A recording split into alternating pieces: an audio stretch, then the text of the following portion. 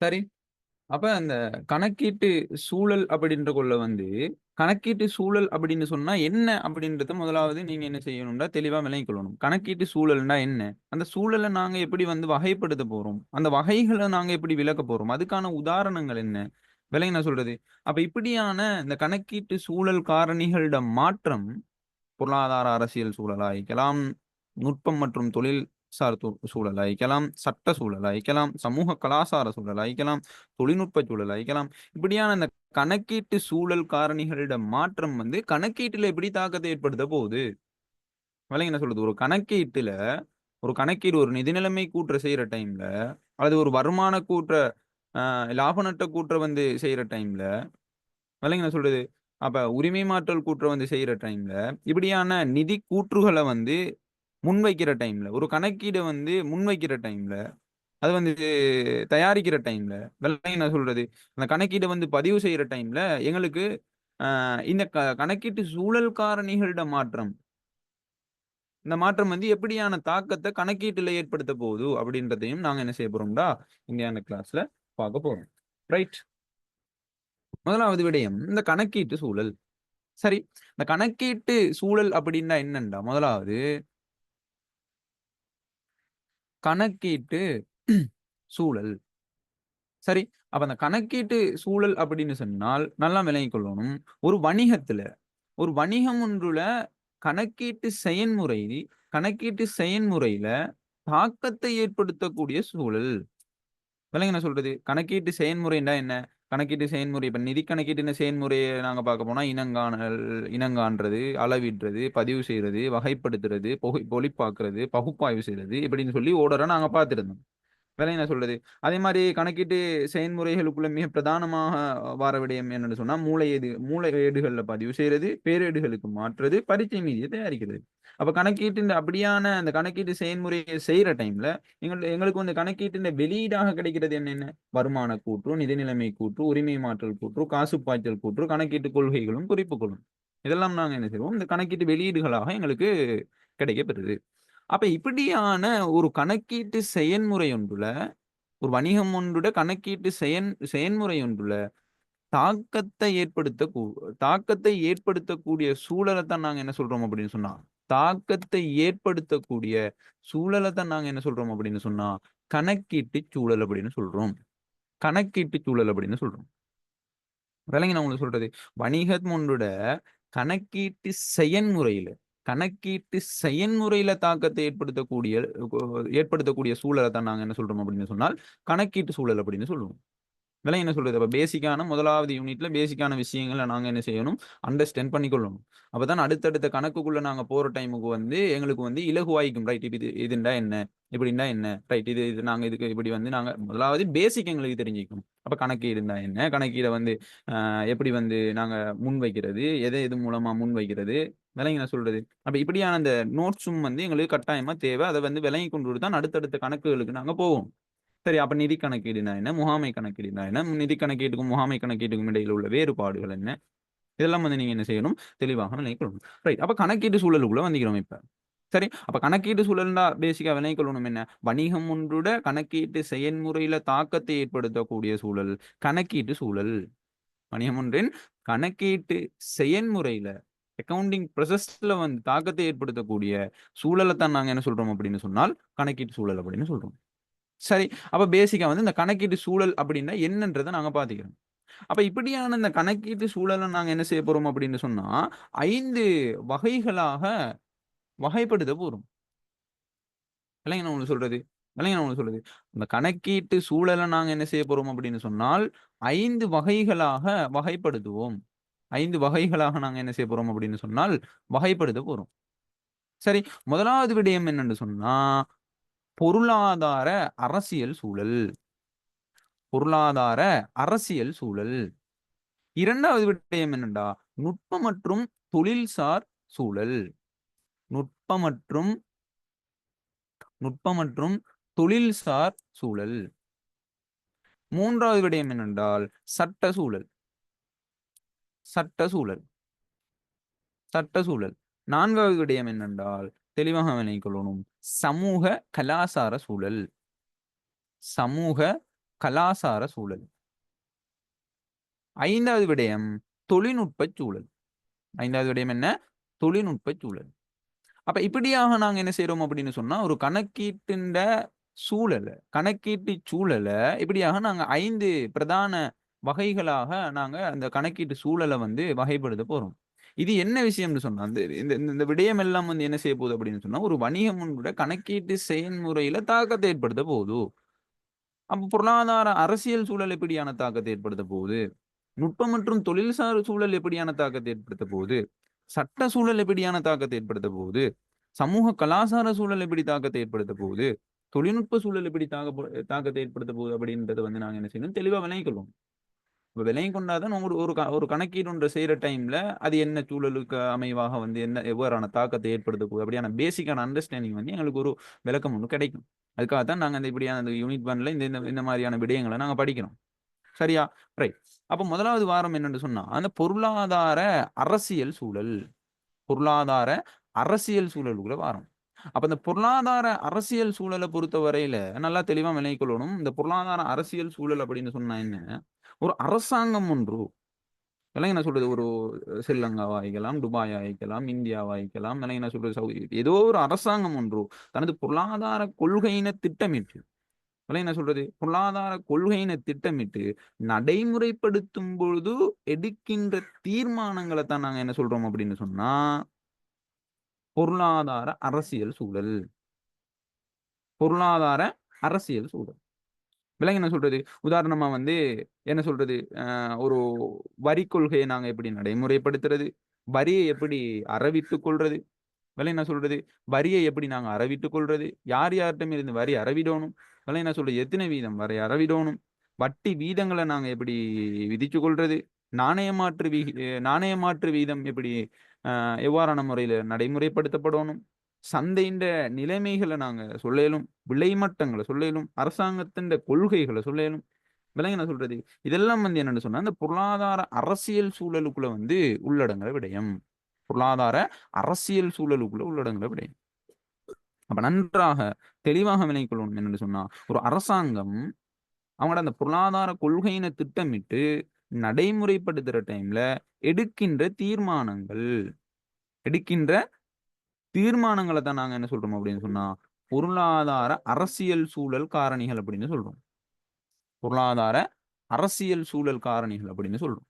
விளங்கினவங்க சொல்றது. அப்ப வரி கொள்கைகள சொல்லேலும், வட்டி வீதங்கள சொல்லேலும், நாணய மாற்று வீதங்கள சொல்லேலும், சந்தை நிலைமைகள சொல்லேலும், விலை மட்டம், அரசு கொள்கைகள் இது எல்லாத்தையும் சொல்லிரும். சரியா? அப்ப நாங்க எக்கனாமிக்ஸ் படிக்கல தானே. நாங்க என்ன படிக்கிறோம்? அக்கவுண்டிங் படிக்கிறோம். மேலதிகமா என்ன விஷயம்ன்றத நோட் பண்ணிக்கொண்டா சரி. சரியா? உள்வாங்கிக் கொண்டீங்கன்னா சரி. ரைட். அப்ப இப்ப பொருளாதார அரசியல் சூழல்னா என்னன்னு விளங்கினா? பொருளாதார அரசியல் சூழல்னா என்னன்னு விளங்கினா? ஆம் சார்.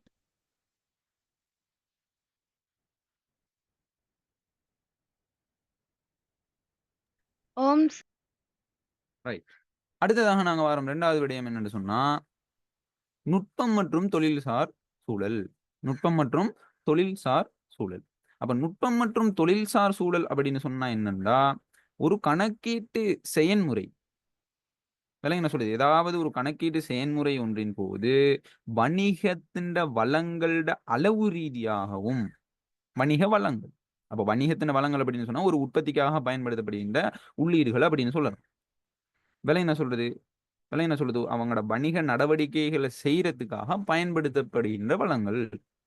அப்ப வளங்கள்ட அளவு ரீதியாகவும், நிதிசார் முறைமையிலும் அளவிடுவதற்கும், அதன கணிப்பிடுறதுக்கும் பயன்படுத்தப்படுகின்ற பல்வேறு நுட்ப முறைகளையும் உள்ளடக்கிய சூழலத்தான் நாங்க என்ன சொல்றோம் அப்படின்னு சொன்னா, சூழல் மற்றும் சூழல் மற்றும் விளங்கி என்ன சொல்றது? இந்த இந்த இந்த உள்ளடக்கிய சூழலத்தான் நாங்க என்ன சொல்றோம் அப்படின்னு சொன்னா, நுட்பம் மற்றும் தொழில்சார் சூழல். நுட்பம் மற்றும் தொழில்சார் சூழல். அப்ப நல்லா தெளிவா விளங்கிக் கொள்ளணும். ஒரு கணக்கீட்டு செயன்முறைன்ற ஒரு ஒரு ஒரு கணக்கீட்டு செயன்முறை ஒன்றின் போது, வணிக வளங்கள்ட அளவு ரீதியாக, நிதிசார் முறைமையை அளவிடுறதுக்காக, அதே மாரி அத கணிப்பிடுறதுக்காக, விளங்கி என்ன சொல்றது? நிதிசார் முறைமை அப்படின்னு சொன்னா, ஒரு வருமானம் எவ்வளோ? செலவு எவ்வளோ? அதே மாரி வந்து என்னது? எவ்வளோ லாபம் பெறப்பட்டிக்குது?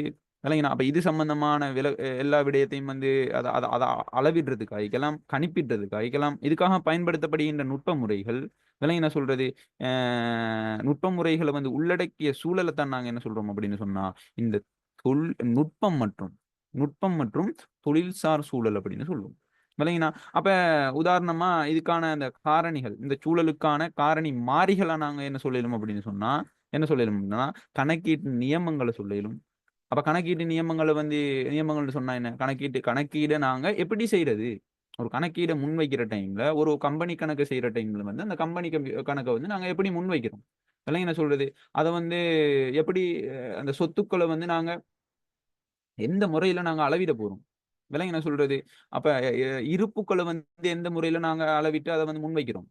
இதெல்லாம் என்ன சொல்றது? அப்ப நிதி நிலைமை கூற்றுல நடைமுறை பொறுப்பு, நடைமுறை அல்லாத பொறுப்புகள் வந்து முன்வைக்கிற டைம்ல எந்த நியமத்த நாங்க பின்பற்ற போறோம்? விளங்கினா? அப்ப கணக்கீட நாங்க இப்படித்தான் செய்யோணும் அப்படின்றத சொல்றது தான் என்னன்னு சொன்னா, அந்த கணக்கீட்டு நியமங்கள். ஒரு விடயத்த நாங்க முன்வைக்கிற டைம்ல நீங்க இப்படித்தான் முன்வைக்கணும். இந்த முறையில தான் முன்வைக்கணும். விளங்கினா சொல்றது? இந்த ஓர்டருக்கு தான் முன்வைக்கணும். இப்படின்ற ஒரு நியமத்த தான் அதாவது இந்த நியமத்த தான் நாங்க சொல்றோம் அப்படின்னு சொன்னா, கணக்கீட்டு நியமம் அப்படின்னு சொல்றோம்.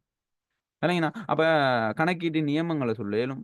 இந்த தொழில் நுட்பம் மற்றும் தொழில்சார் சூழலுக்குள்ள கணக்கீட்டு நுட்ப முறைகள சொல்ல இயலும். அதே மாரி கணக்கீட்டு இந்த தொழில்சார் நிறுவனங்கள சொல்ல இயலும். இதெல்லாம் வந்து என்ன? இந்த நுட்பம் மற்றும் தொழில்சார் சூழலுக்குள்ள வார காரணி மாறிகள். காரணிகள்ட மாறிகள். அப்ப நல்லா தெளிவா விளங்கிக் கொள்ளணும். இதத்தான் நாங்க என்ன சொல்றோம் அப்படின்னு சொன்னா, நுட்பம் மற்றும் தொழில்சார் சூழல். ஒரு கணக்கீட்டு செயல்முறை ஒன்றோட டைம்ல வணிக வளங்கள்ட அளவு ரீதியாகவும், நிதிசார் முறைமையில அளவிடுறதுக்கு, கணிப்பிடுறதுக்கும் பயன்படுத்தப்படுகின்ற நுட்ப முறைகள். கணக்கீட்டு நியமங்கள் ஆயிக்கலாம், கணக்கீட்டு நுட்ப முறைகள் ஆயிக்கலாம், கணக்கீட்டு தொழில்சார் நிறுவனங்கள் ஆயிக்கலாம், சிஏ நிறுவனங்கள சொல்ல இயலும். இதெல்லாம் என்ன சொல்றது? ஆ அதே மாரி வந்து என்னது? அ அந்த சிஏ நிறுவனங்கள் தான் என்ன செய்யுது அப்படின்னு சொன்னா, கணக்கீட்டு நியமங்கள வந்து முன்வைக்குது. விளங்கினா? அப்ப இப்படியான அந்த தொழில்சார் நிறுவனங்கள், கணக்கிட்டு இந்த தொழில்சார் நிறுவனங்கள சொல்லிலும். சரியா? இதெல்லாம் வந்து என்னன்னு சொன்னால், இந்த நுட்பம் மற்றும் தொழில்சார் சூழலுக்குள்ள உள்ளடங்குற விடயம். சரியா? ரைட். அப்ப நுட்பம் மற்றும் தொழில்சார் சூழல்னா என்னன்னு விளங்கினா? 2வது விடயம். நுட்பம் ஓம் மற் சார் விளங்கிட்டு. ரைட். இது ஓகே. அடுத்ததாக நாங்க வாரம் என்னன்னு சொன்னா, சட்ட சூழல். சட்ட சூழல். அப்ப சட்ட சூழல் அப்படின்னு சொன்னா என்ன விஷயம்டா, வணிகம் ஒன்றுட கணக்கீட்டு செயல்முறையின் போது இதெல்லாம் என்ன சொல்றது? சட்ட சூழல்னா நல்லா விளங்கிக் கொள்ளணும். ஒரு விடயத்த வந்து உள்வாங்கிக் கொள்ளணும். என்ன விஷயம் சொல்றோம்? என்ன விஷயத்த நாங்க அதிலேருந்து பெற்றுக்கொள்ளணும்? என்ன படிப்பினை பெற்றுக்கொள்ளணும் தான் அங்கன விஷயம். சும்மா ஏனோ தானோன்னு வந்தோமா, கொஞ்ச நேரம் இருந்தோமா, ரைட் ஒரு ஹவர் கிளாஸ் இருந்தோமா, படிச்சோமா, ரைட் கடமைக்கு நாங்க இருந்துட்டு போனோம். சல்லிய கட்டிட்டோம். சல்லிய கட்டினதுக்காக கடமைய இருந்துட்டு போறோம். அப்படின்ற ஒரு இதுக்காகவோ, அல்லது வந்து வூட்ல படிக்க சொல்றாங்க. கொஞ்ச நாள் படிக்கணும் அப்படின்ற ஒரு கட்டாயப்பாட்டுக்காகவோ விளங்கி நான் சொல்றது. அப்படின்ற நோக்கத்துக்கு வந்து நீங்க படிக்க தேவையில்ல. உங்களுக்கு தான் நீங்க படிக்க போறீங்க. விளங்கி நான் சொல்றது. உங்களோட எதிர்காலத்த நலமாக்கிக் கொள்றதுக்காகத்தான் நீங்க படிக்கிறீங்க. உங்களுக்கு தேவைன்னு நினைச்சு தான் நீங்க படிக்கிறீங்க. விளங்கி நான் சொல்றது. உங்களுக்கு வந்து ஒரு தேவைன்ற உணர்வு வந்து உங்களுக்கு வரணும். எனக்கு தேவை. இந்த படிக்கிறதின் மூலமா வந்து, நான் இத விளங்கிக் கொள்றதின் மூலமா, நான் புறவைக்கு நான் தான் வந்து ஒரு நல்ல இடத்துல ஈக்க போறேன். கஷ்டப்படாம ஈக்க போறேன். அது எனக்கு தேவை. அது சம்பாதிச்சு தராட்டியாலும் எங்களுக்கு வந்து அந்த கல்வி அப்படின்றது ஒரு மனுஷன வந்து பூரணமாக்குது. விளங்கி நான் சொல்றது. அப்படியான ஒரு விடயங்கள நீங்க விளங்கிக் கொள்ற பட்சத்துல தான். அது எங்களுக்கு தேவை. அது வந்து உங்களுக்கு வந்து அது உணர்வு ரீதியாவோ அல்லது வந்து எப்படியோ அது வந்து உங்களுக்கு தேவைப்படும். சும்மா ரைட் கிளாஸ் போணும் சொல்றாங்க. வூட்ல கிளாஸ் போணும்னு சொல்றாங்க. எங்கட ஃப்ரெண்ட்ஸ்மார் படிக்கிறாங்கன்ற படிக்கிறது. இல்லைங்க நான் சொல்றது, வூட்ல படிக்க சொல்றாங்கன்ற அந்த ஒரு இதுக்காக படிக்கிறது. இல்லைங்கண்ணா, அந்த நோக்கம் ஈர்க்கப்படாது. எப்படியான நோக்கம் ஈர்க்கணும் படிக்கிற டைம்ல? எங்களுக்கு தேவை. நான் எனக்காக படிக்கிறேன். அப்படின்ற ஒரு உணர்ச்சி உண்டு. அப்படின்ற ஒரு ஆர்வம் உண்டு இருந்தால் தான், நீங்களே உங்கள வந்து ரெடியாக்கிக் கொள்ளுவீங்க. நீங்களே உங்கள வந்து தயார்படுத்திக் கொள்ளுவீங்க. அதுல குறிப்பிடப்படாத நெறைய விஷயங்கள, மேலதிகமான விஷயங்கள தேடுவீங்க, ஆராய்வீங்க. விளங்கி நான் சொல்றது? உங்களுக்குள்ள ஒரு டவுட் ஒண்ணு வரும். இப்படின்னா என்ன? இப்படின்னா என்ன? இது ஏன் வருது? இது எப்படி வருது? இது எதற்காக வருது, இதை நாம் ஏன் இதுல போடுறோம், இந்த கணக்கை வந்து இதுல ஏன் போடுறோம், இதை எப்படி கழிக்கிறோம், இதை எப்படி கூட்டுறோம், கூட்டுற டைம்ல இதை இப்படியான நியமங்களை ஏன் பின்பற்றோம், இந்த ஏன் எப்படி எதை எப்படி செய்யறது, அதை வந்து இன்னொரு ஆளுக்கு விளக்கப்படுத்துற டைம்ல எப்படி சொல்லி இப்படியான நிறைய விஷயங்கள் வந்து உங்களுக்கு விளங்கி கொள்ளணும் அப்படின்னு சொன்னா உங்களுக்கு ஒரு தேவை உண்டிக்கணும். அப்படி தேவை உண்டிக்கிற டைம்ல தான் நான் சொல்ற விடயங்களை நீங்க என்ன செய்யணும்னு சொன்னா கூர்மையாக அவதானித்து கொண்டு அதை உள்வாங்கி கொண்டு அதுக்கேற்ற மாதிரி நீங்க உங்களோட எக்ஸாமை வந்து ப்ரிப்பேர் பண்ண எக்ஸாமுக்கு ப்ரிப்பேர் ஆகி அந்த எக்ஸாமை கிளீனா நல்ல ரிசல்ட்ஸ் ஒன்று எடுக்கக்கூடிய மாதிரி உங்களோட அந்த எழுத்து வடிவங்களும் குவாலிட்டி ஆகிக்கும். இல்லைங்க நான் சொல்றது அந்த எழுதுற அந்த முன்வைக்கிற ஆன்சர் வந்து என்னது சரியான முறையில முன்வைக்கக்கூடிய மாதிரி நல்ல ப்ராக்டிஸ் பண்ணக்கூடிய மாதிரி நல்ல ஒரு ஆர்வத்தோட நீங்க படிச்சா தான் நல்ல ஒரு ரிசல்ட்ஸ் நாங்க எதிர்பார்க்கலாம். இல்லைங்கண்ணா சும்மா ஏனோ தான் ஒன்று வந்தோமா கொஞ்ச நாள் படிச்சோமா 2 வருஷம் படிச்சோமா நார்மல் ரிசல்ட்ஸ் எழுதுற அந்த அந்த அந்த ஒரு இதுக்காக வந்து ஈக்கப்படாது. உங்களோட டார்கெட் உங்களோட ட்ரீம் உங்களோட கனவு வந்து எப்படி இருக்கணும் அப்படின்னு சொன்னா உச்சகட்டத்துல இருக்கணும். இல்லைங்க நான் சொல்றது டொப்ல உங்களோட உங்களோட டார்கெட் வந்து இருக்கணும் ஐலாண்ட் லெவல். அதெல்லாம் என்ன சொல்றது ஐலாண்ட் லெவல் ஃபெஸ்ட் அடிக்கணும் அப்படி அப்படி ஒரு ஆர்வம் ஒன்று இருந்தால்தான் படிக்கும்போது நிறைய விடயங்களை எங்களுக்கு தேடி தேடிக்கொள்ளும் தேடி படிச்சு கொள்ளும். ஒரு எஃப்டபிள்யூசி பேப்பர் எடுக்கிறது ஆகிக்கலாம், கொழும்பு ரிசோர்ஸ் பேப்பர் ஆகிக்கலாம், டேம் பேப்பர் நிறைய இருக்குது இல்லைங்கண்ணா. First time paper, second time paper, third time paper அப்படி நிறைய பேப்பர்களை வந்து தேடி தேடி தேடி தேடி படிக்கிறது ஆகிக்கலாம். இல்லைங்கண்ணா எங்களோட மெயின் செட் வந்து முழுமையா வந்து என்ன செய்யணும் அப்படின்னு சொன்னா படிப்புக்குள்ள உள்வாங்கி கொள்ளணும். ஒரு விடயத்தை நாங்க செய்யற டைம்ல இப்ப நாங்க அக்கவுண்டிங் படிக்கிறோம் அப்படின்னு சொன்னா அந்த அக்கவுண்டிங்குள்ள நீங்க முழுமையா உங்களோட மெயின் செட்டை உள்வாங்கணும். அப்பதான் அந்த விடயம் சம்பந்தமா தெளிவான ஒரு விளக்கம் ஒன்று உங்களுக்கு கிடைக்க பெறும். கிளீனா விளங்கிச்சா? சொன்னதெல்லாம் கிளீனா விளங்கிச்சா? ஓம் சார் விளங்கிட்டு சார். சரியா? அதுக்கேற்ற மாதிரி நீங்களும் நடந்து கொள்ளணும். ரைட். இப்ப நாங்க வாரம் விஷயம் என்னன்னா சட்ட சூழல். சட்ட சூழல். அப்ப சட்ட சூழல் அப்படின்னு சொன்னா என்னன்னா ஒரு வணிகம் ஒன்றோட ஏன் இப்ப இதுக்கு முந்தி இப்ப படிச்சு தரதுக்கு முந்தி ஏன் இந்த விடயத்தை நான் வந்து சொன்னேன் அப்படின்னு சொன்னா ஒரு நபர் ஒரு ஒரு ஒரு ஸ்டூடெண்ட்ஸுக்கு வந்து படிச்சு கொடுக்குற டைம்ல சரியா இப்ப நாங்க வந்து படிச்சு கொடுக்குற மெயின் செட்ல ஈக்கிறோம் சரியா அதை நாங்க நல்லா விளக்கப்படுத்துற ஐடியாவோட நல்ல ஒரு விளக்கப்படுத்தக்கூடிய ஒரு நிலைமையிலையோ அல்லது வந்து விளக்கப்படுத்துறதுக்கு ஆர்வத்துல ஈக்கிறோம் அப்படின்னு சொன்னா அதை எடுத்துக்கொள்றதுக்கு மாணவர்கள் ஈக்கிறாங்களா அதை வந்து உள்வாங்கிக் கொள்றதுக்கு மாணவர்களோ அல்லது மாணவிகளோ வந்து அதை உள்வாங்கிக் கொள்றதுக்கு தயாராகிக்கிறாங்களா அப்படின்றது வந்து சந்தேகக்குறி. அது எனக்கு தெரியாது. நான் ஃபேஸ் பார்க்கறதும் இல்லை இல்லைங்க. நான் நீங்க எந்த நிலைமையில ஈக்கிறீங்கன்னு எனக்கு தெரியாது. அப்ப நீங்க என்ன செய்யணுமா நினைக்க உங்களை நான் என்ன உங்களுக்கு வந்து நான் எது தரணும் அப்படின்னு சொன்னா அது அதை அந்த அந்த அதை வந்து உள்வாங்கிக் கொள்ளக்கூடிய மாதிரி ஒரு மெயின் செட்டை நான் அன்னைக்கு உருவாக்கணும். அதுக்காகத்தான் இவ்வளவு விடயங்கள் நான் உங்களுக்கு சொன்னேன். சரியா? அப்ப நீங்க என்ன செய்யணும் அதுக்கு ஏத்த மாதிரி உங்களுக்கு அந்த உணர்வு பூர்வமா அது தேவை அப்படின்றத வந்து நீங்க எடுத்துக்கொள்ளணும். சரியா? அப்பதான் அடுத்த கட்டம் வந்து நிறைய விடயங்களை நாங்க உள்வாங்கிக் கொள்றதுக்கு முன் வரும். சரியா? சொன்னதெல்லாம் கிளியரா விளங்கினா? ஓம் சார் விளங்கிட்டு சார். நேத்ரா? ஓம் சார். ரைட். இப்ப நாங்க சட்ட சூழலுக்குள்ள வரோம். இப்ப சட்ட சூழல் அப்படின்னு சொன்னா ஒரு வணிகம் ஒன்று கணக்கீட்டு செயல்முறையில விளங்க நான் சொல்றது. அப்ப கணக்கீட்டு செயல்முறை என்ன சொல்லி தந்தேன். இப்ப மூலையேடுகள்ல பதிவு செய்யறது, பேரேடுகளுக்கு மாத்துறது, பரீட்சை மீதியை வந்து தயாரிக்கிறது. இல்லைங்கண்ணா அப்ப இப்படியான ஒரு கணக்கீட்டு செயல்முறையின் போது பின்பற்ற வேண்டிய சட்ட நிலைமைகள் என்ன நிலைமைகள்? சட்ட நிலைமைகள். விலங்கி நான் சொல்றது இப்போ ஒரு கணக்கீடு செய்யறோம் அப்படின்னு சொன்னா விலங்கி நான் சொல்றது ஒரு வருமானம் ஒன்று வருது அல்லது வந்து வட்டி ஒன்று செலுத்த போறோம் அல்லது வந்து வட்டி ஒன்று பெறப்படுது அல்லது வந்து செலவு ஒன்று ஏற்படுது விலங்கி நான் சொல்றது அல்லது ஒரு சந்தா ஒன்று கிடைக்கப்பெறுது விலங்கி நான் சொல்றது அப்ப கம்பெனி கணக்கொண்டு செய்ய போறோம் விளங்கினா அப்ப இப்படியான ஒரு கணக்கீட்டு செயல்முறைன்ற டைம்ல நாங்க இப்படித்தான் செய்யணும். விளங்கின சொல்றது இந்த முறையில தான் கணக்கு செய்யணும். தேவையில்லாத இந்த விடயங்களை போடப்படாது. இப்படியாக எதை செய்யணும் எதை செய்யப்படாது இதைத்தான் நாங்க என்ன சொல்றது அப்படின்னு சொன்னா சட்ட நிலைமைகள் இதைத்தான் பின்பற்றணும். இதைத்தான் நாங்க என்ன சொல்றது அப்படின்னு சொன்னா சட்ட சூழல். உதாரணமா என்னது 2007ஆம் ஆண்டு 7ஆம் இலக்க கம்பெனி சட்டம் ஐக்கலாம், 1890ஆம் ஆண்டு பங்குடைமை கட்டளை சட்டம் ஐக்கலாம், விளங்க சொல்றது உள்நாட்டு இறைவரி சட்டம் ஐக்கலாம், கணக்கீட்டு கணக்காய்வு நியமங்கள் சட்டம் ஐக்கலாம், கணக்கீட்டுடன் தொடர்புடைய வழக்கு தீர்ப்புகள் ஐக்கலாம். இல்லைங்களா? இப்ப இப்படியான விடயங்கள் எல்லாம் வந்து என்னன்னு சொன்னா, இந்த சட்ட சூழலுக்குள்ள உள்ளடங்குது. ஒரு கணக்கீட்டு செயல்முறையின் போது, ஒரு கணக்கீட்டு செயல்முறைய செய்ற டைம்ல பின்பற்ற வேண்டிய சட்ட நிலைமைகள். சட்ட நிலைமைகள். இதத்தான் நாங்க என்ன சொல்றோம்? சட்ட சூழல் அப்படின்னு சொல்றோம். அப்ப இதுக்கான மாறிகள் என்ன? 2007ஆம் ஆண்டு 7ஆம் இலக்க கம்பெனி சட்டம், 1890ஆம் ஆண்டு பங்குடைமை கட்டளை சட்டம், உள்நாட்டு இறைவரி சட்டம், கணக்கீட்டு கணக்காய்வு நியமங்கள் சட்டங்கள சொல்ல இயலும். வேற கணக்கீட்டுடன் தொடர்புடைய வழக்கின் தீர்ப்புகள அதுகள் எல்லாம் வந்து சொல்ல இயலும். இதெல்லாம் வந்து என்ன? இந்த சட்ட சூழல் காரணிகள்ல மாறிகளாக சொல்ல இயலும். விளங்கினா? அப்ப என்ன விஷயம்? சட்ட சூழல்னா என்ன? வணிகம் ஒன்று கணக்கீட்டு செயல்முறையின் டைம்ல பின்பற்ற வேண்டிய சட்ட நிலைமைகள். சட்ட நிலைமைகள். இதுதான் வந்து என்ன? இந்த சட்ட சூழல் அப்படின்னு சொல்றோம். விளங்கினா உங்களுக்கு சொல்றது? அப்ப சட்ட சூழல்னா என்னன்னு விளங்கிச்சா?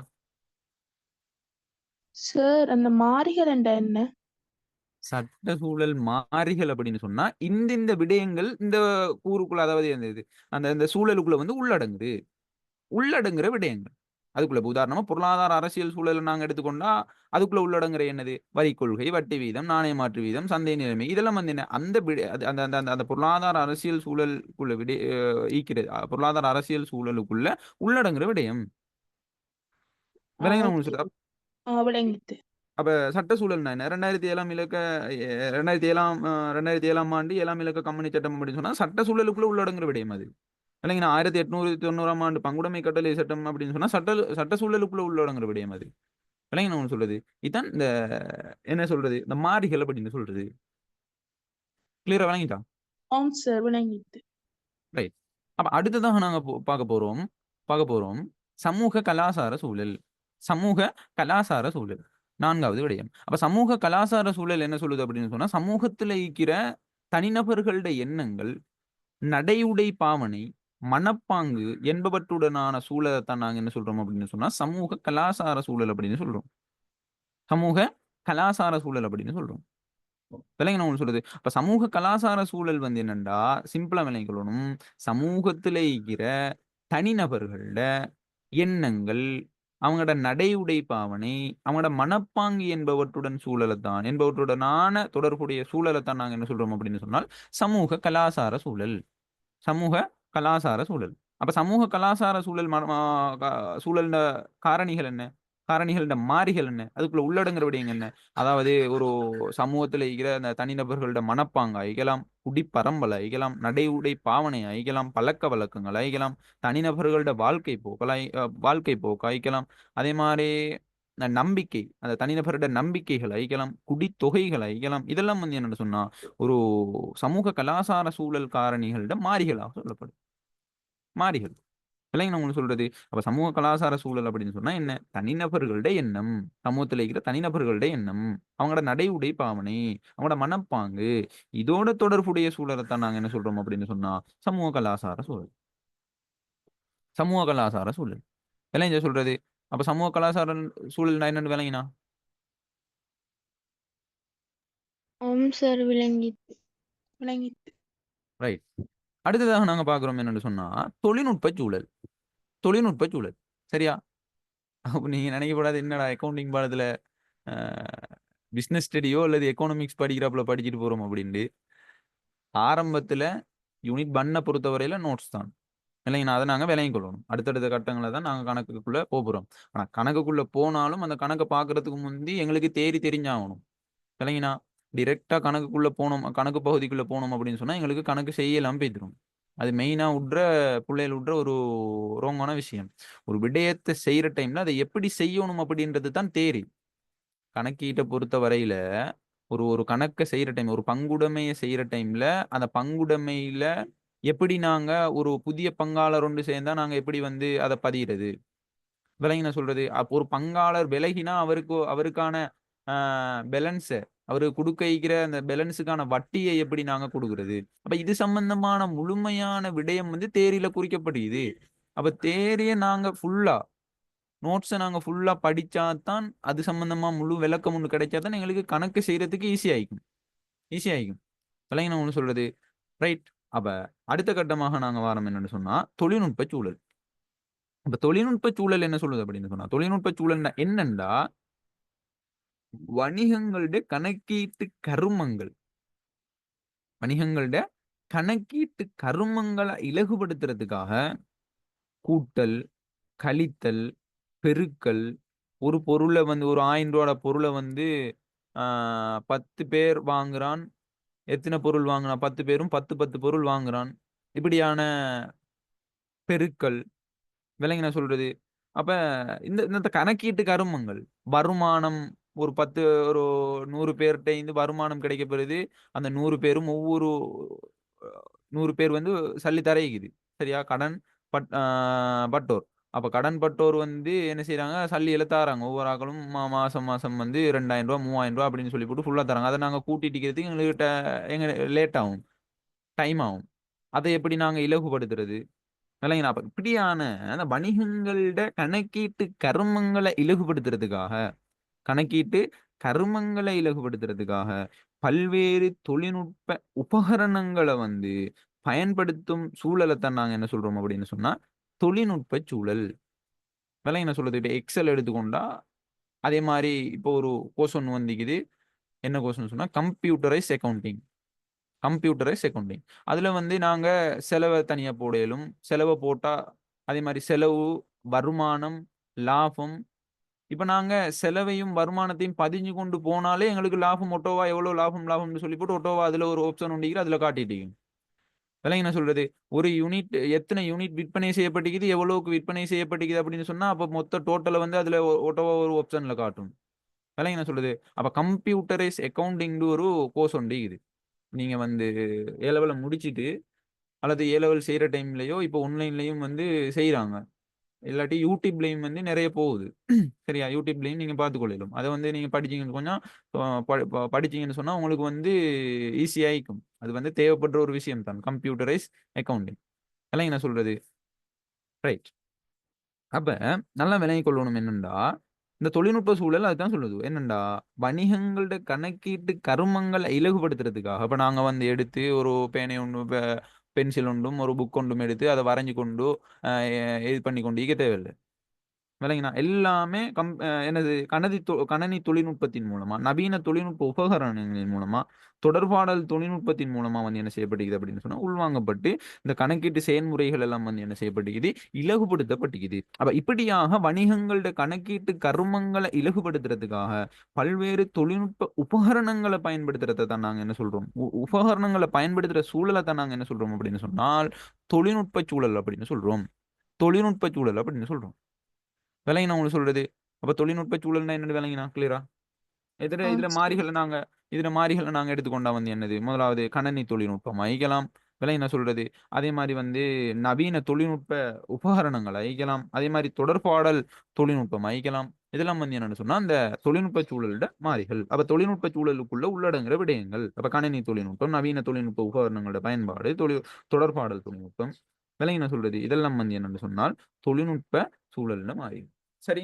அப்ப இப்படியாக இந்த கணக்கீட்டு சூழலோட தொடர்புடைய அதாவது வணிகம் ஒன்றோட கணக்கீட்டு செயல்முறையில தாக்கத்தை ஏற்படுத்தக்கூடிய சூழல நாங்க 5 வகைகளாக நாங்க வகைப்படுத்தினோம். அந்த வகைகளை 5 வகைகளையும் சொல்லுங்க பாப்போம். என்னென்ன வகை?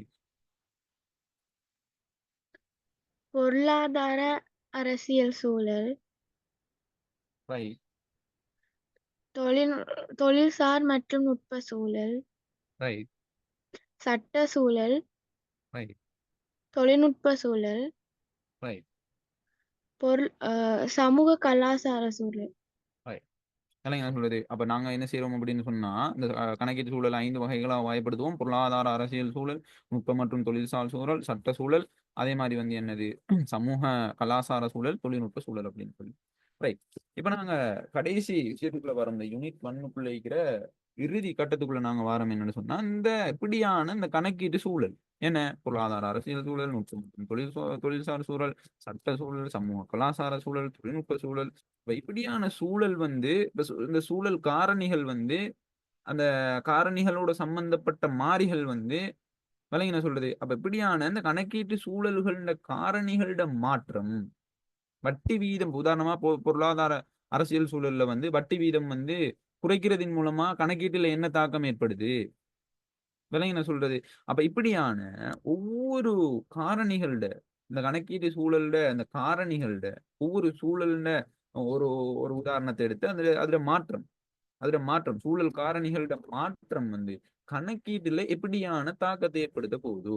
அப்ப அப்படியான இந்த தாக்கத்தை நாங்க விளங்கிக் கொள்ற டைம்ல தான் எங்களுக்கு வந்து இந்த கணக்கீட்டு சூழலை நாங்க ஏன் படிச்சோம் அப்படின்றது வந்து உங்களுக்கு தெரிய வரும். ஏன்னா அதை விளங்கி கொண்டா தான் எங்களுக்கு வந்து அதுல மாற்றம் வந்து எதோட தொடர்புபடுது.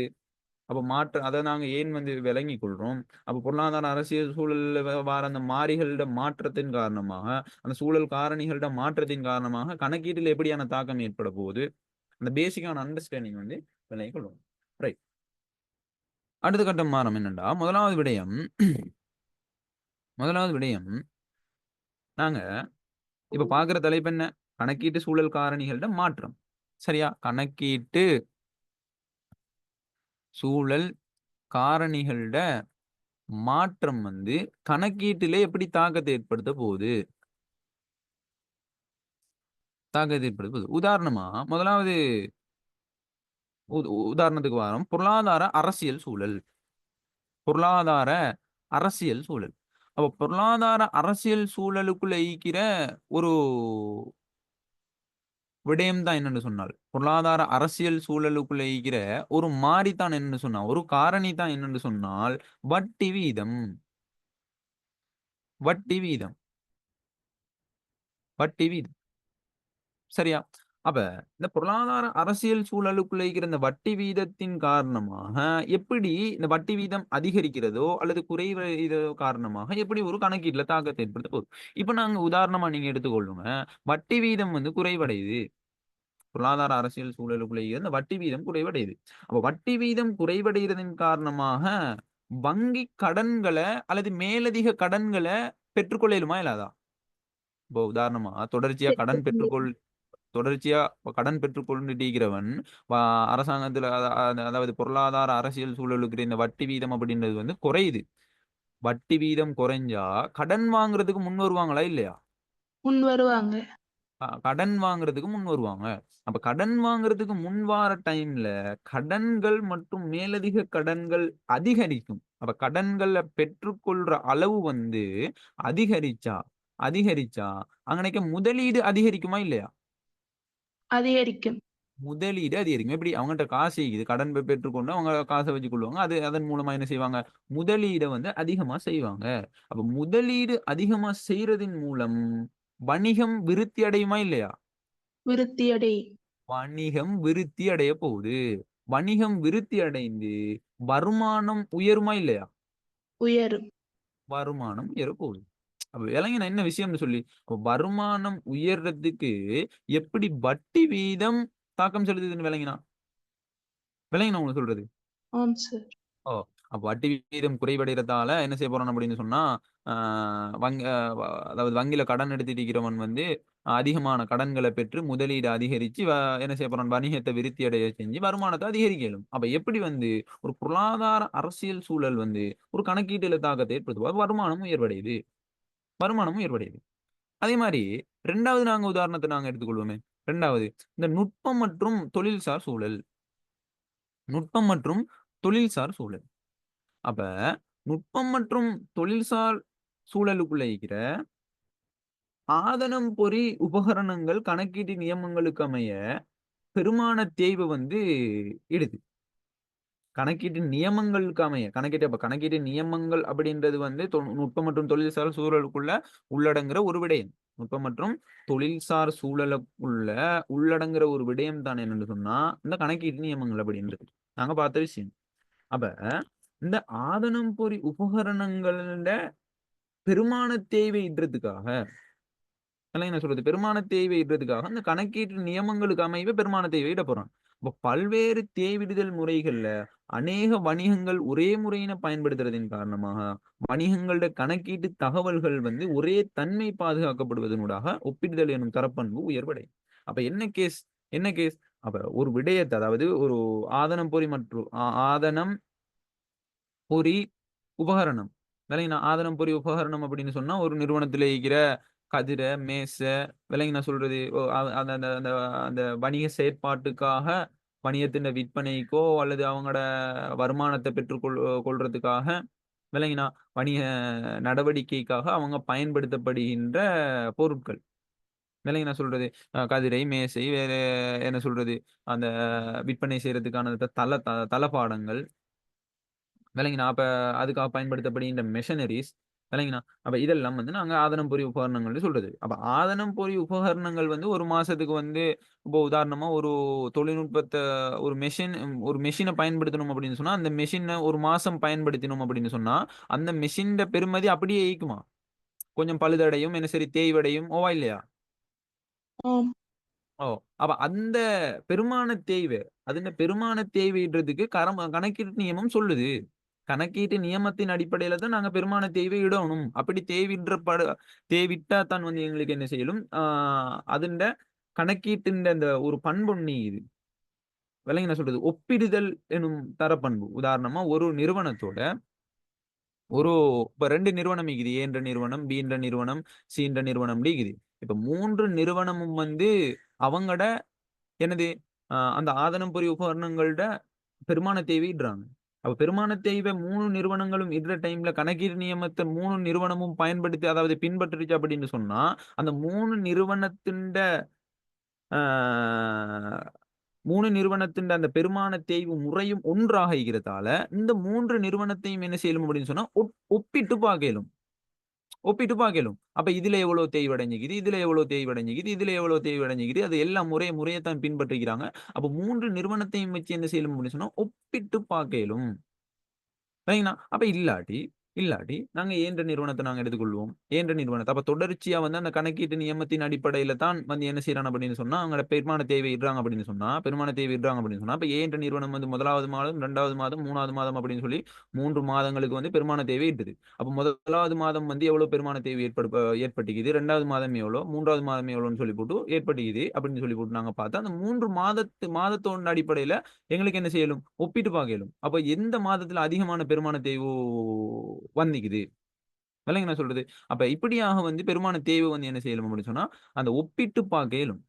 ஒப்பிட்டு பார்க்கிறதுக்காக நாங்க என்ன செய்யணும்? கணக்கீட்டு நியமங்கள பின்பற்ற வேண்டும். கணக்கீட்டு நியமங்கள பின்பற்றினா தான், அந்த நிறுவனம் அந்த ஒப்பீட்டு தன்மைன்ற விடயத்த வந்து அந்த தரப்பண்ப வந்து உயர்வடைய செய்யலும்.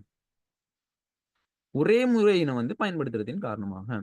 அப்ப இது வந்து நுட்பம் மற்றும் தொழில்சார் சூழல வந்து எப்படி அந்த சூழல் வந்து எப்படி வந்து ஒரு அந்த அந்த சூழல் காரணி வந்து எப்படி கணக்கீட்டுல தாக்கத்த ஏற்படுத்த போகுது. அந்த கணக்கீட்டின் தன்மைய, அந்த நிதி கூற்றுகளோட தன்மைய வந்து நாங்க என்ன செய்யலும்? ஒப்பிட்டு பார்க்கலும். விளங்கினா உங்களுக்கு சொல்றது? அத வந்து நீங்க என்ன செய்யணும்? தெளிவாக விளங்கிக் கொள்ளணும். இப்ப உதாரணமா உங்களுக்கு நான் இன்னும் ஒரு முறையில விளக்குறேனே. இப்ப ஏன்ற நிறுவனம் ஒன்று இருக்குது. 1வது மாதம் கணக்கீட்டு நியமத்தின் அடிப்படையில என்ன செய்றான் அப்படின்னு சொன்னால், அந்த பெருமான தேய்வ வந்து இடுறான். 2வது மாதம் வந்து வேற ஒரு முறையின பயன்படுத்துறான். இப்ப அப்படி பயன்படுத்தினா, 2 முறையிலயும் வார அந்த பெருமான தேய்வு எவ்வளோன்னு கண்டுபிடிச்சா, அந்த 2 முறையும் வந்து ஒவ்வொரு மாசத்துக்கும் வந்து ஒப்பிட்டு பார்க்கலுமா? ஒப்பிட்டு பார்க்கலுமா? 2 மாதத்திலேயும் ஏற்படுகின்ற அந்த பெருமான தேய்வுன்ற அளவ, அ 1ஆம் மாதம் இவ்வளோ, 2ஆம் மாதம் இவ்வளோ ஏற்பட்டுக்குது. அப்ப நாங்க 2ஆம் மாசத்துல வந்து அதிகமா ஏற்பட்டுக்குது அப்படின்னு சொல்லி போட்டு சொல்ல இயலாது. ஒப்பிட்டு பார்க்க இயலாது. விளங்கினா? ஏன்டா முறைகள் வேற. அது பயன்படுத்தப்பட்டுகிட்ட முறைகள் வேற. அப்ப கணக்கீட்டு நியமங்களோட அடிப்படையில பெருமான தேய்வை செஞ்சோம் அப்படின்னு சொன்னா, ஒப்பிட்டு பார்க்கலும். விளங்கினா சொல்றது? ஒப்பிடுதல் எனும் தரப்பண்பு வந்து உயர்வடையும். இப்ப விளங்கிச்சா சொல்றது? கணக்கீட்டுல எப்படி தாக்கம் ஏற்படுத்த போகுதுன்னு? ஆம் சார். கிளியரா விளங்கினா? சதுஷனா? ஓம் சார் விளங்கி ரைட். அதே மாரி அடுத்ததாக ஒரு உதாரணத்துக்கு வரோம். இந்த சட்ட சூழல்.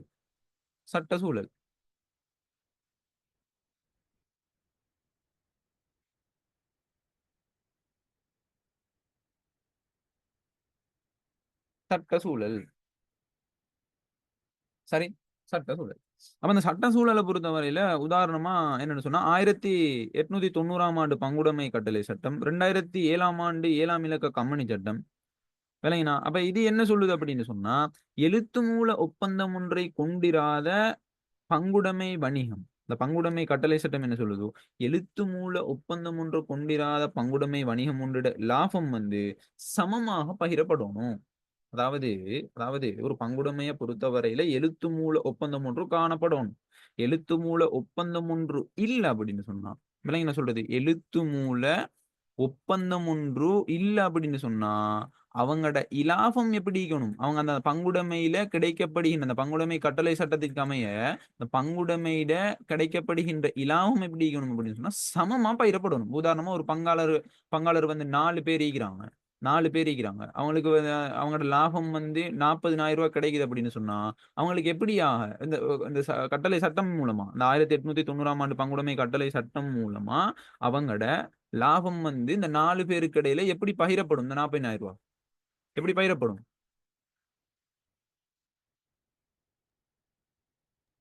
1000 4 பேருக்கும் சமமான அளவுல பகிரப்படும். 1000 1000 10,000 10,000 10,000 10,000 10,000 10,000 10,000 வந்து 4 பேருக்கும் வந்து சமமா பகிரடைய போகுது. ஏன்னு சொன்னா, அங்கனைக்கு எழுத்து மூல ஒப்பந்தம் ஒன்று இல்ல. விளங்கி நான் சொல்றது? எழுத்து மூல ஒப்பந்தம் ஒன்று இல்ல. அப்ப எழுத்து மூல ஒப்பந்தம் ஒன்று இல்லாம இருந்துச்சுன்னு சொன்னா ஒரு பங்குடைமைக்கு வணிகம் ஒன்றோட லாபம் வந்து சமமாக பகிரப்படணும். அப்படின்றது வந்து இந்த 1890ஆம் ஆண்டு பங்குடைமை கட்டளை சட்டத்தின ஒரு நிபந்தனை.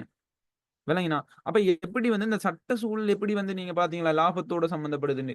விளங்கினா சொல்லுது. அப்ப எப்படி ஒரு கணக்கீட்டோட சம்மந்தப்படுதுன்னு விளங்கிச்ச சொல்றது. அப்ப நல்லா விளங்கிக் கொள்ளணும். இப்படியாக. இப்ப உதாரணமா வந்து அ ச சகல வரையறுக்கப்பட்ட பொது கம்பெனிகளும் கம்பெனி சட்டத்திற்கமைய நிதி கூற்றுக்கள தயாரிக்க வேண்டும்.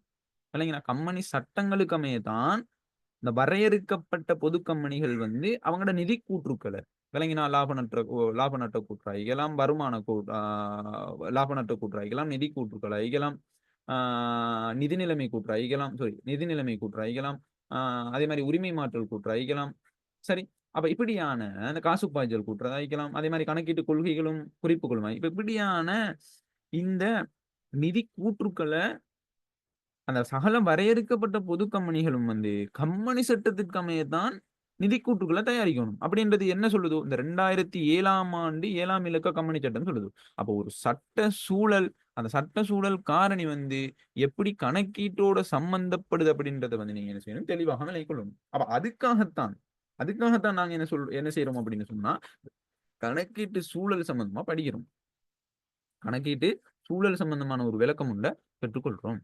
விளங்கினா சொல்றது? இது கிளியரா விளங்கினா? இது கிளியரா விளங்கிச்சா? ஆம் சார். ரைட். ஆம் அப்ப சார். அடுத்த கட்டமாக நாங்க வாரம் என்னன்னா, சமூக கலாசார சூழல். என்ன சூழல்? சமூக கலாசார சூழல். சமூக கலாசார சூழல். அப்ப சமூக கலாசார சூழல பொறுத்த வரையில, உதாரணமா அதுக்கு நாங்க அதுண்ட அ காரணியாக நாங்க ஒன்று எடுத்தோம் என்னன்னு சொன்னா, தனிநபரோட வாழ்க்கை போக்கு. தனிநபர்களோட வாழ்க்கை போக்கு. அப்ப தனிநபர்களோட வாழ்க்கை போக்கு வந்து இதுல ஒரு மாறி. அதாவது சமூக கலாசார சூழல்ட ஒரு மாறி. அப்ப உள்நாட்டு உணவு வகைகள பயன்படுத்தும் போக்கிற்கு மக்கள் கூடுதலாக ஆர்வம் காட்டுவதன் காரணமாக, உள்நாட்டு உணவு வகைகள் வந்து உள்நாட்டு உணவு வகைகள உற்பத்தி செய்ற வணிகங்கள் கூடுதலாக ஆரம்பிக்கப்பட்டாலும், வணிகங்களோட விற்பனை அதிகரித்து லாபம் அதிகரிக்கும். இப்ப உதாரணமா என்ன கேஸ்ன்னு சொன்னா, இப்ப சமூக கலாச்சார சூழலுக்குள்ள இருக்கிற தனிநபர்களோட வாழ்க்கை போக்குன்ற அடிப்படையில, இப்ப உதாரணமா தனிநபர்களோட வாழ்க்கை போக்கு எப்படி இருக்குதுன்னு சொன்னா, அவங்க உள்நாட்டு உணவுகள தான் அதிகமா விரும்புறாங்க அப்படின்னு சொன்னா. உள்நாட்டு உணவுகள தான் அதிகமா விரும்புறாங்க அப்படின்னு சொன்னா, ஒரு நாட்டுல இருக்கிற தனிநபர்கள் விளங்கி நான் சொல்றது, உள்நாட்டு உணவு வகைகள தான் விரும்புறாங்க அப்படின்னு சொன்னா, அப்ப உதாரணமா ஒரு நிறுவனம், ஒரு நிறுவனம் வந்து என்ன செய்யுது, உள்நாட்டு உணவுப் பொருட்கள வந்து உற்பத்தி செஞ்சு விற்பனை செஞ்சா, அதுல லாபம் அதுல விற்பனை அதிகரிக்குமா இல்லையா? அதோட அதிகரி விற்பனை அதிகரிக்குமா இல்லையா? அதிகரி அதிகரிக்கும். ஏன் அதிகரிக்கும்? ஏன் அதிகரிக்கும்? உள்நாட்டு உணவுப் பொருட்கள தான் தனிநபர்கள் விரும்புறாங்க கூட. விரும்புறாங்க. Very good. வேலை என்ன சொல்றது? உள்நாட்டு உணவு வகைகள தான் அதிகமாக விரும்புறாங்க தனிநபர். அப்ப ஏன்ற நிறுவனம் அப்ப உள்நாட்டு உணவு வகைகள அதிகமா உற்பத்தி செஞ்சு விற்பனை செஞ்சாங்க அப்படின்னு சொன்னா, விற்பனை அதிகரிக்க போகுது. விற்பனை அதிகரிக்கிறதின் காரணமா, இந்த லாபம் வந்து என்ன செய்ய போகுது அப்படின்னு சொன்னா, அதிகரிக்க போகுது. அப்ப எப்படி வந்து இந்த சமூக கலாசார சூழல் இந்த கணக்கீட்டோட சம்பந்தப்படுது அப்படின்னு சொல்லி உங்களுக்கு விளங்கிட்டா? விளங்கிட்டா இல்லையா? விளங்கி சஜஷனா? விளங்கி ரைட். Very good. சரியா? அத வந்து நீங்க என்ன செய்யணும்? தெளிவாக விளங்கிக் கொள்ளணும். ரைட். அடுத்ததாக நாங்க வாரோம் தொழில்நுட்ப சூழல். 5வது விடயம். அந்த தொழில்நுட்ப சூழலை பொறுத்தவரையில என்னன்னு சொன்னா, இப்ப உதாரணமா நாங்க எடுத்துக்கொண்டா, புதிய தொழில்நுட்ப உபகரணங்கள பயன்படுத்துறது. புதிய தொழில்நுட்ப உபகரணங்கள பயன்படுத்துறது. அப்ப புதிய தொழில்நுட்ப உபகரணங்கள பயன்படுத்துறது, உதாரணமா ஒரு தங்கம் விற்பனை செய்ற டைம்ல, ஆ டோன்ஸ் மீட்டர் அப்படின்னு சொல்லுது. டொன்சிமீட்டர் அப்படின்னு சொல்லி ஒரு மீட்டர் ஒண்ணு இருக்குது. அதாவது தங்கத்த வந்து அளக்கிறதுக்காக பயன்படுத்தப்பட்டது. ஏன்னா எத்தனை கிராம் ஈகுது அப்படின்றதுக்காக. அத வந்து பயன்படுத்துறதுனால, வணிகங்கள்ல இடம்பெறக்கூடிய மோசடிகள வந்து குறைக்க இயலும். விளங்கினா? அந்த விற்பனையாளர்கள் வந்து அ அந்த அந்த அத வந்து அந்த தங்கத்த வந்து கொள்வனவு செய்ற ஆட்கள் அல்லது வட்டிக்கு எடுக்கிற ஆட்கள் வந்து அந்த கிராம வந்து குறைச்சு வந்து அதுக்கு அந்த அந்த மோசடி வந்து இடம்பெறுறது. விளங்கி நான் சொல்றது. அப்ப சரியா வந்து எத்தன பவுண்ட் சொல்லி தெரியாம இருக்கிறார்களுக்கு வந்து, அப்ப இந்த மீட்டர வந்து பயன்படுத்துறதின் மூலமா என்ன செய்யலும் அப்படின்னு சொன்னா, அதுல இடம்பெறக்கூடிய மோசடிகள் குறைவடைறதின் காரணமாக அவங்களோட லாபம் வந்து அதிகமாக இருக்கும். விளங்கினா? இப்ப உதாரணமா புதிய தொழில்நுட்ப உபகரணங்கள நாங்க எடுத்துக்கொண்டா, இப்போ ஒரு தொழில்நுட்ப முறை ஒன்று வந்திக்குது உதாரணமா எடுத்துக்கொள்வோம். அந்த தொழில்நுட்பத்துல வந்து 1 மாசத்துல உதாரணமா போன மாசம் உற்பத்தி செஞ்சத விட இந்த மாசம் வந்து எங்களுக்கு அந்த தொழில்நுட்பத்த பயன்படுத்துறதின் மூலமா ஒரு 20 உற்பத்தி மேலதிகமா உற்பத்தி செய்யலும் அப்படின்னு சொன்னான். மேலதிகமா அந்த புதிய தொழில்நுட்பத்த பயன்படுத்தி அந்த உற்பத்திய மேற்கொள்றதின் மூலமா 20 உற்பத்தி மேலதிகமா எங்களுக்கு உற்பத்தி செய்யலும் அப்படின்னு சொன்னா, எங்களோட உற்பத்தி அதிகரிக்கிற டைம்ல விற்பனை அதிகரிச்சு லாபம் அதிகரிக்குமா இல்லையா? லாபம் அதிகரிக்குமா இல்லையா? அதிகரிக்கும். அதிகரிக்க போகுது. அப்ப எப்படி வந்து ஒரு தொழில்நுட்ப சூழல் கணக்கீட்டோட சம்பந்தப்படுது அப்படின்றத வந்து நீங்க என்ன செய்யணும்? தெளிவாக விளங்கிக் கொள்ளணும். கிளியரா விளங்கிச்சா இது? ஆம் சார். இது கிளியரா விளங்கிச்சா? எந்த ஒரு டவுட்டும் இல்லையா? இல்ல சார். ரைட். இவ்வளவு தான் உங்களுக்கு வந்து இந்த யூனிட் 1 சம்பந்தப்பட்ட விஷயங்கள். சரியா? அதாவது கணக்கீட்டு அறிமுகம் அப்படின்ற ஒரு யூனிட்டுக்குள்ள நாங்க இந்த கணக்கீடு சம்பந்தமான 2 வரைவிலக்கணங்கள பார்த்திருந்தோம். சரிங்களா? என்ன சொல்றது? ஒரு பொதுவான வரைவிலக்கணத்துக்கு வந்திருந்தோம். அதே மாரி அந்த பொதுவான வரைவிலக்கணம் என்ன சொல்லுது? அக்கறை செலுத்தும் பிரிவினர்கள் தீர்மானங்களை எடுக்கிறதுக்கு கணக்கீட்டு அழகொன்றுக்குரிய பொருளாதார தகவல்கள வழங்குற முழுமையான செயற்பாடத்தான் நாங்க கணக்கீடு அப்படின்னு சொல்லுவோம். அப்ப கணக்கீட்டு நோக்கத்த பார்த்தோம். அதே மாரி கணக்கீட்டு அலகு அப்படின்னு சொன்னா என்னன்னு பார்த்தோம். அதே மாரி அக்கறை செலுத்தும் பிரிவினர்கள் அவங்க அக்கறை செலுத்தும் அவங்களுக்கு தேவையான தகவல்கள் ஏன் அக்கறை செலுத்துறாங்க அப்படின்றத பார்த்தோம். இல்லைங்க நான் சொல்றது. அதே மாரி கணக்கீட்டு வகைகள நாங்க 2 வகைகளாக வகைப்படுத்தினோம். என்னென்ன வகை? கணக்கீட்ட வந்து நாங்க 2 வகைகளாக வகைப்படுத்தினோம். என்னென்ன வகை?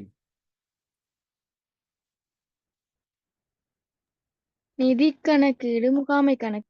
Very good. நிதி கணக்கீடு, முகாமை கணக்கீடு அப்படின்னு சொல்லி நாங்க என்ன செஞ்சோம் அப்படின்னு சொன்னா, கணக்கீட்ட நாங்க 2 வகைகளாக வகைப்படுத்தினோம். விளங்கினா? அப்ப நல்லா விளங்கிக் கொள்ளணும். அந்த 2 வகைகளுக்கான வரைவிலக்கணங்கள், அதுக்கான அந்த 2 கணக்கீட்டுக்குமான அந்த வேறுபாடுகள நாங்க என்ன செஞ்சிருந்தோம், தெளிவாக பார்த்திருந்தோம். அதே மாரி நிதி கணக்கீட்டின் செயல்முறை சம்பந்தமா பார்த்திருந்தோம். அதே மாரி முகாமை கணக்கீட்டின் செயல்முறை சம்பந்தமா பார்த்திருந்தோம். அதே மாரி பொதுவாக ஒரு கணக்கீட்டின் செயல்முறைய பார்த்திருந்தோம். அப்ப கணக்கீட்டின் செயல்முறைய சொல்லுங்க பாப்போம் பொதுவா.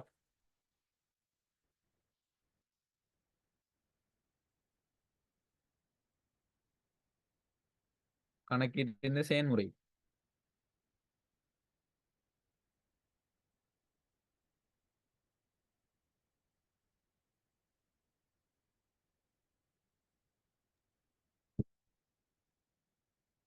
பதிவு செய்தல், வகைப்படுத்துதல், பொழிப்பாக்குதல், பகுப்பாய்வு செய்தல். சரியா சார்? ரைட். அது வந்து நிதி கணக்கீட்டின் செயல்முறை. அதாவது அதுல செயல்முறையில இனங்காணலும், அளவிடுதலும், பதிவு செய்தல், வகைப்படுத்தல், பொழிப்பாக்குதல், பகுப்பாய்வு செய்தல். சரியா? அப்ப கணக்கீட்டின் செயல்முறை அப்படின்னு சொல்ல போகல, மூல ஏடுகள்ல வந்து பதிவு செய்றது. பிரதானமான ஒரு செயல்முறை. 2வது வந்து பேரேடுகளுக்கு மாத்துறது. சரியா? 3வது வந்து பரீட்சை மீதிய வந்து தயாரிக்கிறது. சரியா? Okay sir. ரைட். அதே மாரி வந்து அடுத்ததாக அந்த கணக்கீட்டு செயல்முறையின் படிமுறைகள நாங்க பார்த்திருந்தோம். படிமுறைகள் 5 படிமுறைகள் இது. வணிகம் ஒன்றோட கொடுக்கல் வாங்கல் நிகழ்வுகள வந்து பெருமானத்தில வந்து பணம் எனும் சாதனத்தினால் அளவிடுறது. மூல ஆவணங்களின் அடிப்படையை கொண்டு மூல ஏடுகள்ல பதிவு செய்றது. மூல ஏடுகளில் உள்ளடக்கப்பட்டுள்ள வந்து பேரேடுகளுக்கு மாற்றம் செய்றது. பேரேட்டு கணக்குகள வந்து சமப்படுத்தி பரீட்சை மீதிய தயாரிக்கிறது. நிதி கூற்றுகள தயாரிக்கிறது. இந்த 5 செயல்முறைகள் அந்த கணக்கீட்டு செயல்முறையின் படிமுறைகள் இந்த 5யும் வந்து தெளிவா விளங்கிக் கொள்ளணும். அதே மாரி பொருளாதார தீர்மானங்களை மேற்கொள்ளக்கூடியவாறு கணக்கீட்டு செயல்முறையில தயாரிக்கப்படுகின்ற நிதி கூட்டுக்கள் வெளியீடு அப்படின்னு சொல்லுவோம். அப்ப இந்த வெளியீட்டின் உதாரணமா லாப நட்ட கூற்று எது சொல்லுது? உரிமையாண்மை உரிமையாண்மை அதாவது நிதிநிலைமை கூற்றின் மூலமா நாங்க எதை விளங்கிக் கொள்றோம்? உரிமை மாற்றல் கூற்றின் மூலமா நாங்க எதை விளங்கிக் கொள்றோம்? அதே மாதிரி காசு பாய்ச்சல் கூற்றின் மூலமா நாங்க எதுக்காக நாங்க காசு பாய்ச்சல் கூற்ற செய்றோம்? அதே மாதிரி கணக்கீட்டு கொள்கைகளும் குறிப்புகளும் விளங்கினா அப்போ உதாரணமா நீங்க சொல்லுங்க பாப்போம். லாப நட்ட கூற்று வந்து எதுக்காக பயன்படுத்தப்படுது? சொல்லுங்க பாப்போம்.